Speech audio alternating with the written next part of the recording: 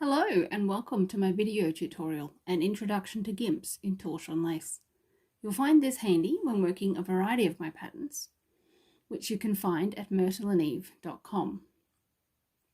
Now I'd just like to say before we begin that the rules for working Gimps changes slightly between different styles of bobbin lace. So today we're focusing specifically on Torchon. And there's a lot more to learn than this video tutorial will cover. But this is just the basics for beginners, a place to get you started. And you'll need this. What we're doing today will show you how to work the gimp around the edge of my little poppy pattern. Okay, so let's begin. Okay, so the first thing we need to do is add in our single gimp. To do that, I simply take a round-headed pin and I wrap the end of the thread around just a few times and then poke that down into the pillow just to the side of the pricking will do, and lay it in place where you need it for your pattern. Okay, so let's get started making lace. So my first stitch, I'm going to do a hole stitch. Okay, and now we're ready to work the gimp. How do we do that? So the first rule to know is that there are 2 twists before and 2 twists after a gimp. So I already have 1 twist in my work from the previous stitch, so I simply add 1 more. Then we pass the gimp through. To do that, you lift the left hand bobbin of the pair, pass the gimp through, and then we put 2 more twists before we continue working our stitches. So for the sake of this exercise, I think I'll just do cloth stitch. It's quick and easy. I think little Poppy might actually use hole stitch the whole way, but suit yourself. You'll understand how it works at the end of this anyway. Okay, so around the pin we come back.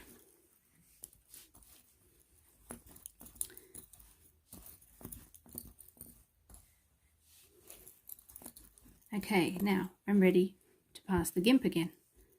There are no twists this time, so I add 2 twists. And now it doesn't matter which direction you're heading, you always lift the left hand bobbin of the pair, pass the gimp through, 2 twists, and then work your next stitch.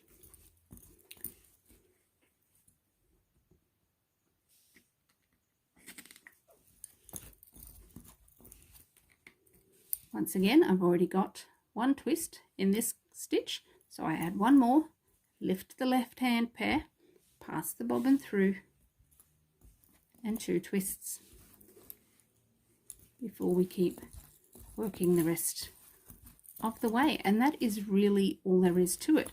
I'll go through it just a couple more times just to make sure you've got the hang of it, but basic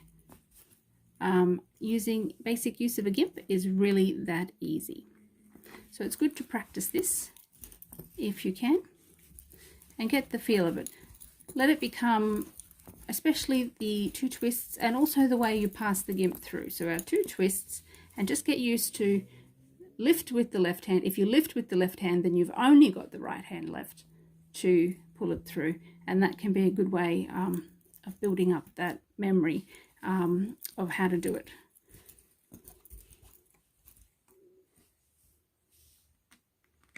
Okay, so close that pin, add a second twist, pass the gimp through, 2 more twists, and over we go to the other side.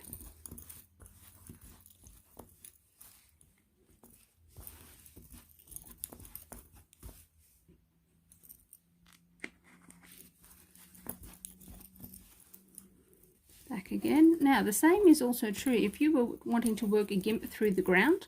The same is true. You would make sure you have 2 twists before and 2 twists after, and the gimp would simply pass between the lines of pins. If you're working it into a trail such as this, this is how you would do it.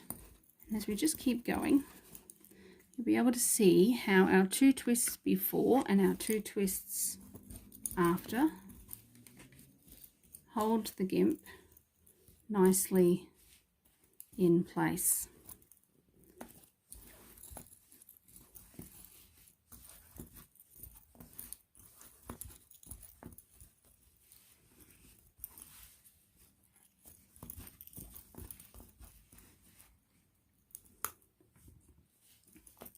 Okay, so there, you can see it's holding it in place. Obviously on a smaller normal size pricking it will all sit a lot closer, but that gives you an idea. You can see how it's holding the gimp, and that is basically it. It really is that easy. As I said earlier, there is more to learn about gimps than this, but this is a really good place to begin.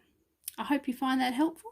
Thank you so much for watching. If you have any requests for other tutorials, let me know. I'd love to help.